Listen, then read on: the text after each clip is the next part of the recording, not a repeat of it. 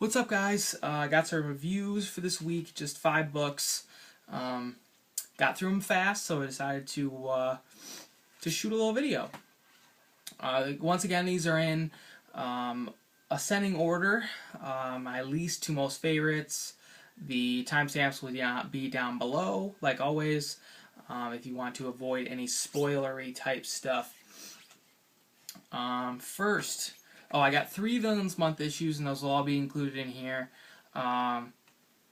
First, we have Batman 23.1, the Joker issue, written by Andy Kubert, I want to say. First of all, when I finished reading this book, all I had to say to myself was, what the hell did I just read? It's pretty off the wall, and it's not really what I expected it to be. I was under the impression that Villains Month was going to be origin issues for the villains in each of their books, which, this really isn't what this book is. I mean, I know it's the Joker, and you're not supposed to know his backstory, but it just seems a little dumb to me. And the story that they come up with, it's an origin story for Jackanapes, who is the Joker's gorilla sidekick. I don't know. I don't know what the character is from. I thought the whole thing was pretty stupid. You expect me to believe? I mean, I understand this is the DC universe, and there's superheroes, people have powers and shit. You expect me to believe that the Joker goes to the zoo and he picks out a totally normal gorilla and he takes it home and he teaches it how to build weapons of mass destruction and jump out of planes with him and shit. I mean, come on. This isn't Planet of the Apes. Overall, I thought the story was dumb, and the only reason why I sort of enjoyed the book is, what's his name? Andy Clark's artwork. Reminds me a little bit of Brian Boland, who did quite a few Animal Man covers, and I think he did some Dial H work, correct me if I'm wrong, but really cool artwork inside. I just wish the story wasn't so shit. That was one that I know a lot of people were excited for. Let me know down below if you actually enjoyed that book, because I just thought it was all kinds of stupid.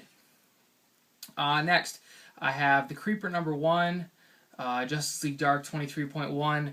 The thing that pisses me off about this book is that they tricked me into buying a Justice League Dark book when this is a character that has nothing to do with them, and it's more of a Katana story than anything else, because the sword that the Creeper is trapped in is Katana's sword. There's also, I guess there's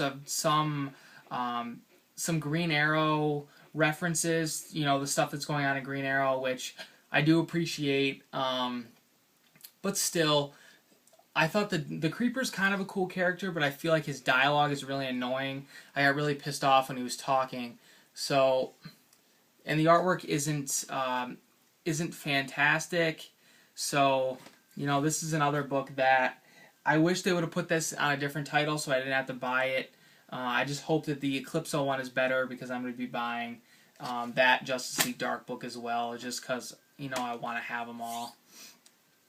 Next, we have Forever Evil #1, and I did actually enjoy this book. I have a few minor complaints, just, little story things, but spinning out of Trinity War, I think that Forever Evil is going to be, it's going to be pretty awesome. I like where the story is going.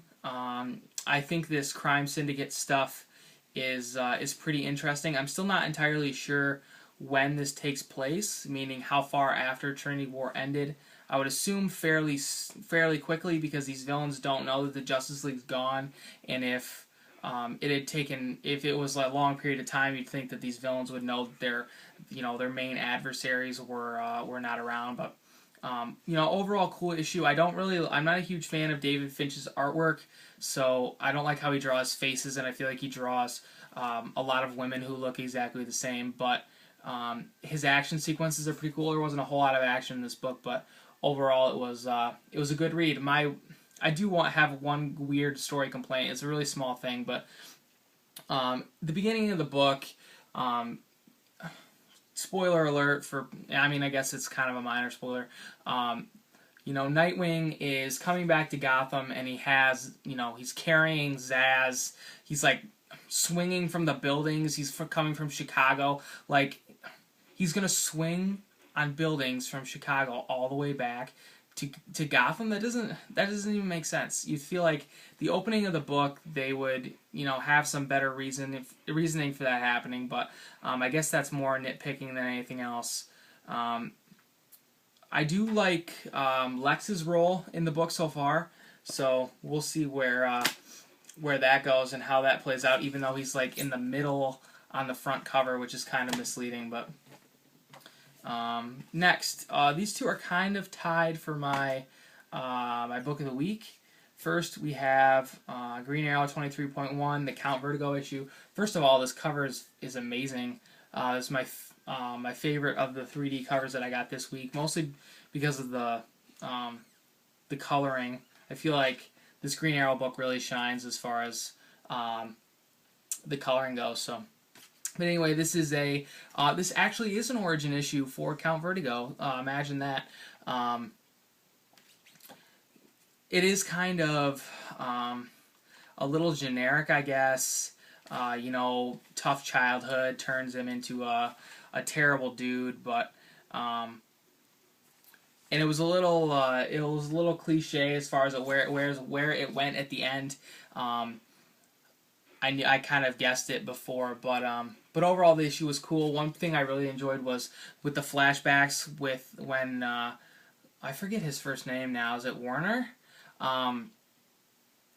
All of the flashbacks from when he is a child take place through his eyes, so you're not looking at the scene as, you know, an outsider. You're looking at the scene as from, like, you know, from what he is seeing. So I thought that was a really nice touch, and I like that it actually ties into the book that I'm reading, because that's why I picked this book up, because I like Green Arrow.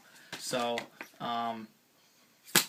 so that was actually a good, you know, Villains Month book. And it sort of restored my faith in them after reading the first two. I was really pretty down on the whole thing. So, you know, it's got me pumped up again to pick up some more issues. Hopefully the rest of the ones that I pick up are pretty good. And, you know, probably my book of the week, only non-DC book. This is Jeff Lemire's Trillium. The first issue was absolutely fantastic.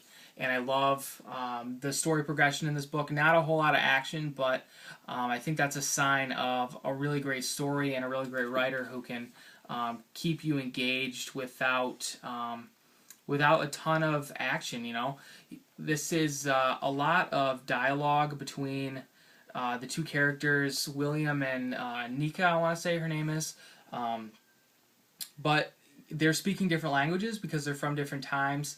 And so they don't understand each other, but as a reader, you understand the whole conversation. So I thought that was pretty cool. And they end up, spoiler alert, they end up, you know, eventually totally understanding each other, and it seems like they may have known each other before. So that it'll be interesting to see how that plays out. And they end up separated at the end of the issue. So it'll be interesting to see how they end up back together. But Trillium was a really awesome issue this week, and I can't wait to see how that book plays out. But one other interesting thing I noticed, I don't know if anyone else who read both Green Arrow and Trillium this week, I wrote the word down, but I forgot. I believe the word is Crius. It showed up in both Trillium and Green Arrow as proper nouns. One, in Green Arrow, it was the name of the company that experimented on Count Vertigo, and in Trillium, it was the name for the system that she lives in, I believe. So that word must have some sort of significance to Jeff Lemire, because he's using it in both his books right now. But overall, pretty good week. Couple, you know, really weak villains issues that I was really disappointed by. But you know, I guess the covers are cool, and I don't know. It's just cool to have them. So yeah, big thanks to you guys for watching. I'm not sure when this is going to be uploaded. It's actually Thursday night. So I might wait a few days so you guys can get some books read. And and whatever else. So, yeah, I will talk to you guys soon. Thanks for watching.